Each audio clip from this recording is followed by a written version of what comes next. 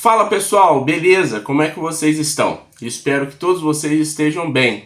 Eu sou o pastor Felipe Santos, estou passando aqui hoje para poder falar com vocês a respeito do vídeo do Paulo Júnior que eu lancei aqui a semana passada. Pois bem, depois disso eu recebi várias mensagens de vocês. E aí, me passa mais informações, que fim que deu esse assunto, como que tá, em que pé que está. Pois bem, eu estou guardando informações, estou pegando cada vez mais informações, pesquisando, mergulhando a fundo para trazer mais informações para vocês. Porque tá tudo muito nebuloso ainda, mas uma coisa já me veio à mente, tá? Os passadores de pano, esses pastores que gostam de passar pano para quem pensa como eles já estão fazendo um trabalho muito bem orquestrado. Então, se você pesquisar aí na internet, você vai ver alguns pastores aí fazendo aquele meia-culpa ali, passando pano. Não, realmente ele errou nisso, mas coitado. Teve um até de falar que nós estávamos chutando em cachorro morto. As pessoas, elas gostam de chutar o cão morto. Quando o cão está morto, elas chutam. Infelizmente. Não se esqueça do tanto que o pastor Paulo Júnior já te abençoou. Agora está na hora de retribuir a ele. Eu não sei qual pecado foi, também não me interessa saber. Que isso? Não se trata disso. Mas o pecado precisa ser acusado, apontado e tratado. Mas para que ele seja tratado, a gente precisa saber melhor quais são essas informações, né? Então não adianta nada eu falar, reconheço o meu pecado, eu pequei, mas se eu não exponho literalmente qual é o meu pecado, fica difícil omitir opinião, tá bom? E assim, não me admira muitos pastores da linha reformada defendendo pastores da linha reformada. Eu duvido, preste atenção, vou repetir, eu duvido que se fosse um pregador pentecostal, neopentecostal, ou mesmo se fosse um pastor tradicional arminiano, se teria essa mesma defesa. Ontem mesmo assisti um vídeo do Graconato, ele mesmo, aquele que gosta de apontar o dedo, aquele que gosta de falar mal de quem pensa diferente, esse mesmo, defendendo o pastor Paulo Júnior, dizendo que ele não acha que ser ignorante, que ser enfático, incisivo, seja um pecado a ponto de desqualificar para o ministério. Irmãos, eu discordo disso. Eu não creio que o pastor Paulo Júnior esteja desqualificado para o ministério por causa do que ele fez, não creio.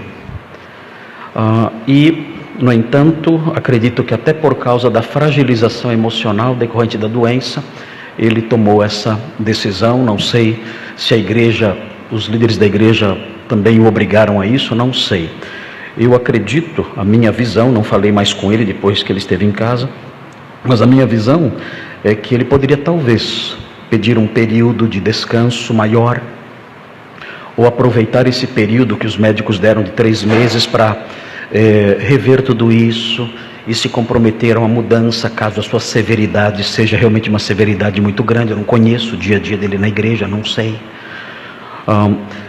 mas não acredito que ele seja um homem desqualificado para o ministério, e o vídeo que ele gravou, na minha opinião, é a maior prova de que ele não é um homem desqualificado para o ministério. Ou seja, nesse momento ele tira, literalmente ele tira a interpretação que ele mesmo tem a respeito de 1 Timóteo capítulo 3 para defender o colega. Mas antes de eu continuar, eu queria deixar muito claro o seguinte: pastor Paulo Júnior me abençoou demais. Eu assisti várias pregações dele, várias, inclusive as traduções simultâneas ali, interpretações sobre Paul Washer, por exemplo, que também é outro pregador para mim fantástico. Mas são homens. E me parece que, por favor, não me interprete mal, eu não estou dizendo que todos são, mas me parece que no meio desses pastores reformados há uma divinização de certos pastores. Então, se você se caracteriza como um reformado, e um reformado cai, vamos lá, vamos defender ele, vamos proteger ele, porque senão vai resvalar em mim também. Tá bom? Então, assim, percebam, eu não estou falando que todos são assim, mas eu estou falando que a alta cúpula está fazendo isso. Eu não vi nenhum deles ainda falando assim, vamos procurar aqueles que estão feridos, aqueles que sofreram. Agora, se você começar a pesquisar aí na internet, vai lá nos comentários, quantos são os irmãos que falam lá, expuseram, olha, eu sofri abuso lá, eu sofri perseguição lá, eu tentei falar e me calaram. Queridos, nós estamos dizendo de irmãos que relataram que eram colocados nus. Você não entendeu errado. Eram colocados nus dentro de uma sala ou para tomar banho e que o pastor Paulo Júnior também ficava nu, dizendo que era apenas para poder acabar com a timidez. Queridos, a gente não tem como ainda afirmar que isso é 100% verdade, mas existem pessoas indo para a internet relatar isso. E não só por trás de um teclado, mostrando o rosto, dando a cara. E vocês sabem que ao acusador cabe o ônus da prova.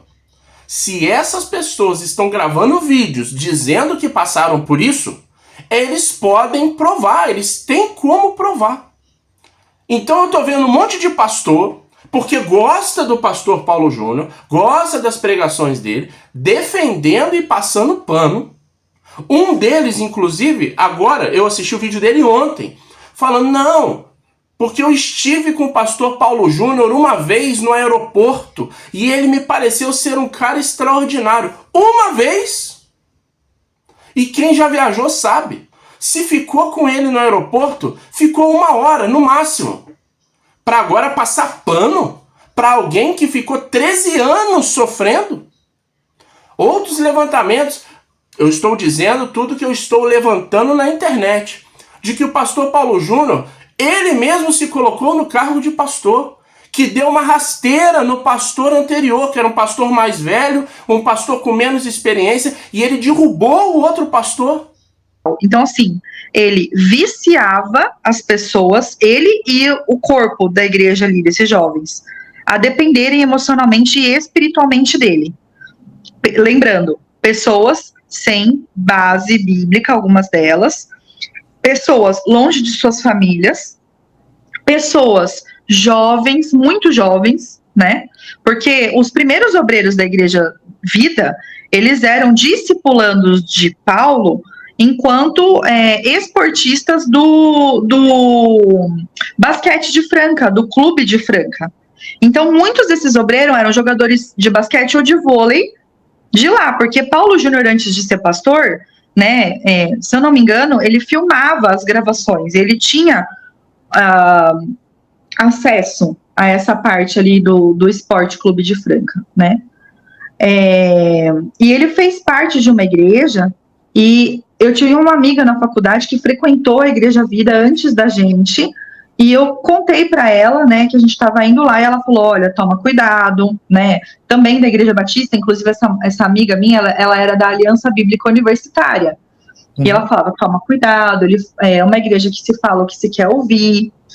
Na época, tá, eu saí da igreja em 2010, já tem muitos anos aí, eu não sei o que se transformou a igreja, estou falando da experiência que eu tive na fundação de Aliança do Calvário, que para mim diz muito sobre o que veio depois, entende? Porque as bases estavam comprometidas com comportamentos inadequados. É verdade que a igreja surgiu a partir de uma divisão? Sim, essa minha colega disse que tem uma igreja em Franca, que pastor Paulo frequentava, e eu não vou saber dizer o nome dela, e prefiro não falar também. Eu não sei se era... era uma igreja pentecostal. E ele teve um desentendimento com o pastor lá, e ele pegou os discipulandos dele, porque ele sempre foi um evangelista, né? Ele fala muito bem de Cristo. Vocês sabiam disso?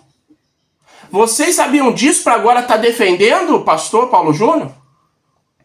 Eu sei que está nebuloso, eu sei que o que eu estou falando aqui são informações que ainda precisam ser levantadas também para saber se é verdade ou mentira, mas vocês já estão defendendo ele, sem saber das informações.